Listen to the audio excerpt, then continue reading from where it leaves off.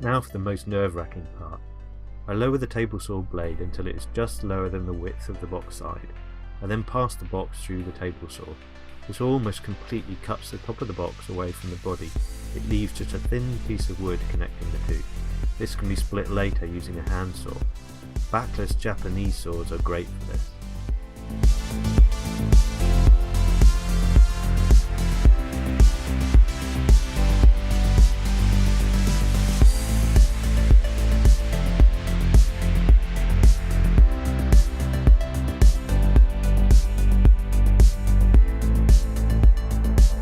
The rough edge left from the sawing is then cleaned up with a hand plane.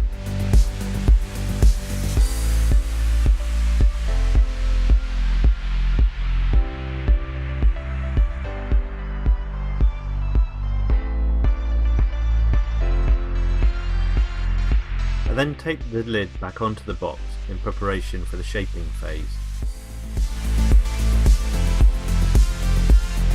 The box has curved sides, and I make this first by cutting the rough shape on the table saw. I lean the table saw blade over, and then I use a piece of plywood to make a template.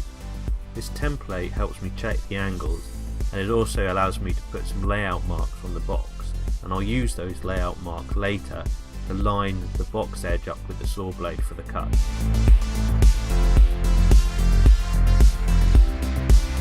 The box is lined up with the blade. I use the sliding stop on the mitre gauge as a reference. This ensures that when I cut the two long faces of the box, they're cut at exactly the same angle and the same position. Both the top and bottom cuts can be done in the same way using the same settings. This cut has removed the tape that holds the box together, so I replace it for the future cuts.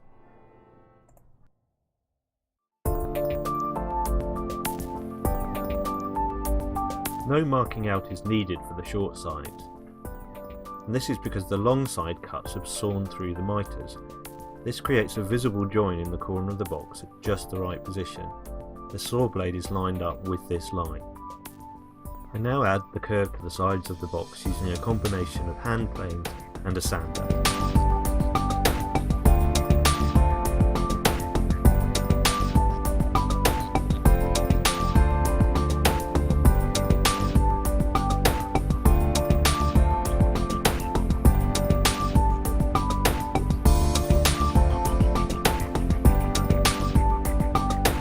The main body of the box finished, and it's now time to make the tray and dividers for the inside. The tray is made in much the same way as the main box. I rip a strip of sapele, and then I cut mitres on the corners and finally join them with a maple spline.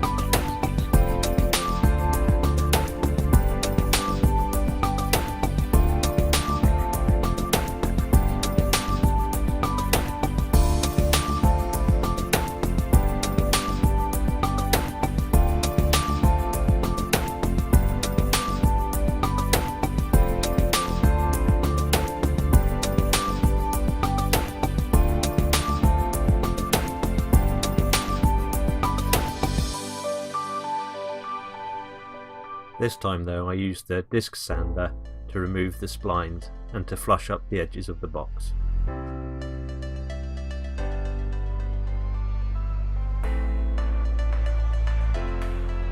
For the dividers I ripped 2 strips of sapele and cut them to fit inside the long edge of the box.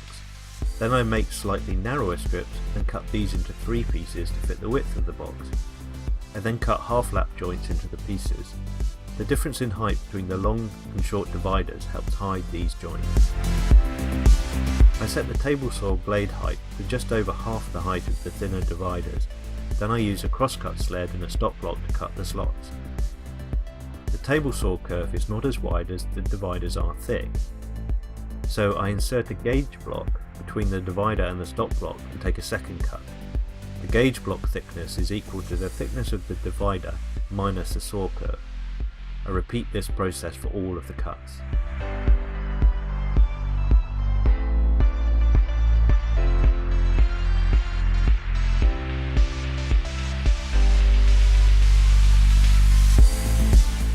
The next stage is to fit the hinges.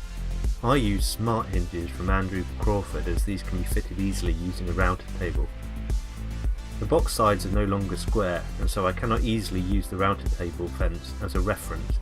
Instead, I clamp a piece of aluminium T-section under the fence. This creates a micro fence that just touches the lip of the box.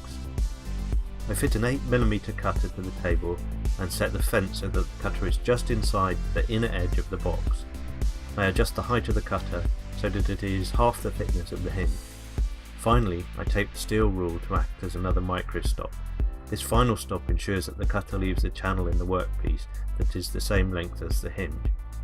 I always make a test cut before I cut the final box.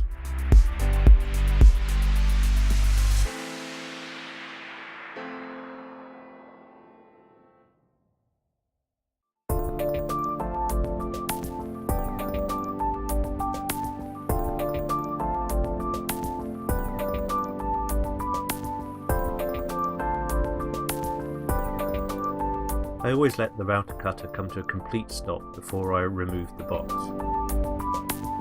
This process works for 2 of the corners, but needs to be reversed for the final 2 corners. These are cut by passing the box the other way over the router. Normally, work should not be passed left to right over my router table, as this results in a climb cut and the router can grab the work. I make sure I hold on very firmly to the box as I make the cut to avoid this. I use a self-centering drill bit to make pilot holes for the hinge screws.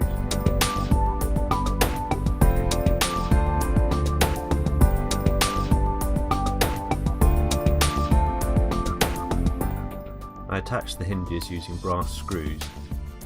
I dip the screws in paste wax before I insert them, and this just helps them slide into the wood more readily and stops them stripping or breaking.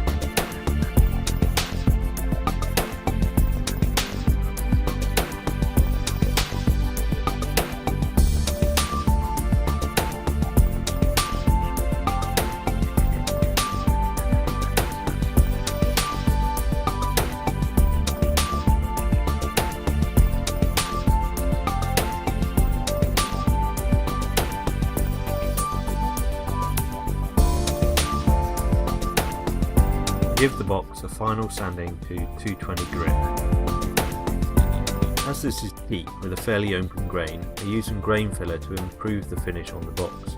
I mix a light coloured filler with some white spirits and spread this mixture over the box.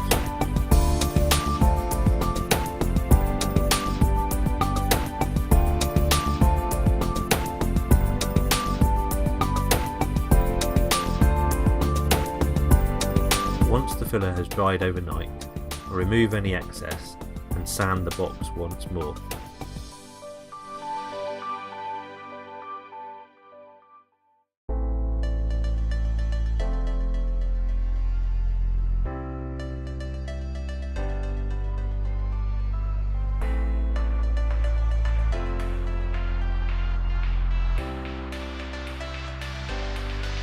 Now it's time to fit the handle. I place a straight bit in the router and set up 2 stop blocks on the router table. With the router running, I push the lid up against the fence and make the cut. This leaves a rebate in the edge of the lid. The handle itself is shaped from a piece of walnut using the disc sander and sandpaper.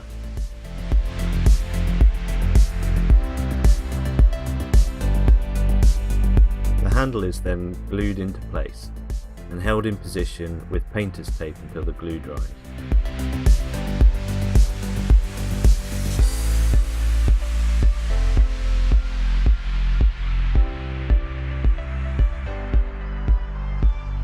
I make some runners for the tray. I use thin strips of sapele and drill and countersink holes in them at either end.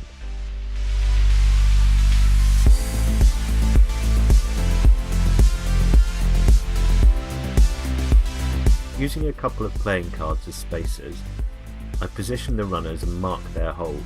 I then use a very small drill bit to make pilot holes to accept the runner's screws.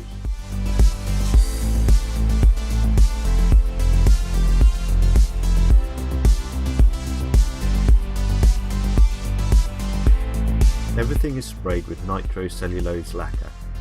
I apply several coats before allowing the lacquer to harden and then sanding it with 600 grit. I then apply a couple of light finishing coats.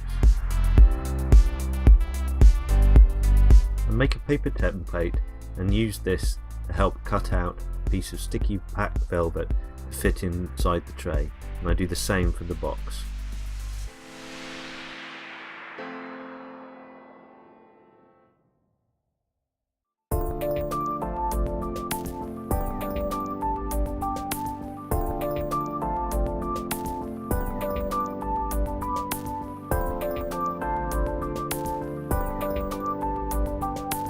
Fold about a centimetre of the backing paper away from the end.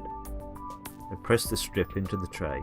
I then slowly pull the backing paper away whilst gently pressing the velvet down. The paper backing stiffens the velvet whilst it's being laid and helps keep it in line with the inside of the box.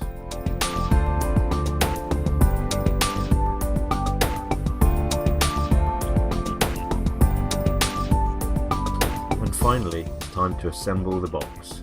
Fit the hinges and add the lid.